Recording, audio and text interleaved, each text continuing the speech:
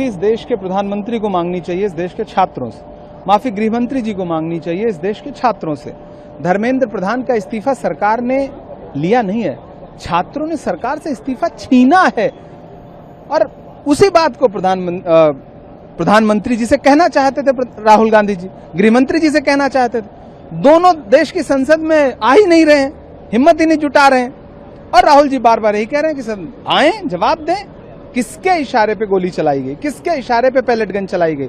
अगर गृहमंत्री जी के कहने पे पैलेट गन नहीं चलाई गई, इसका मतलब दिल्ली पुलिस कमिश्नर गृहमंत्री को कुछ नहीं समझता।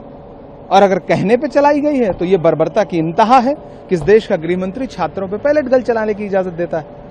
तो राहुल जी ने तो जो सवाल उठाए हैं उन सवालों से घबरा गई, भाग गई। मैं तो गैलरी में बैठ करके देख रहा था पूरी कार्रवाई को, जिस तरह से राहुल जी को नहीं बोलने दिया गया।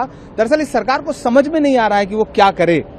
सरकार समझ ही नहीं पा रही है राहुल गांधी छात्रों को कैसे डील करे, राहुल गांधी जी को कैसे हैंडल करे। वो हैंडल नहीं कर पा रहे हैं, इसलिए उन्होंने ये काम किया कि राहुल जी को नहीं बोलने दिया।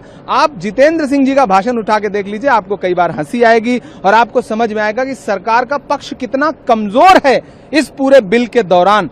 आप जितेंद्र सिंह जी का भाषण उठा के देख लीजिए। अंततोगत्वा बिल आपने पास कर लिया, आपके पास नंबर है, लेकिन आपने इस देश के लाखों करोड़ों छात्रों का भरोसा इस बिल के जरिए ना आप जीत पाए थे, ना आप जीत पाएंगे, क्योंकि आपकी मंशा सही नहीं है। 2024 में भी बिल लाए थे, बिल बदलने से, बिल संशोधन करने से नहीं, आपको अपनी आत्मा में संशोधन करना पड़ेगा। नरेंद्र मोदी जी, अमित शाह जी।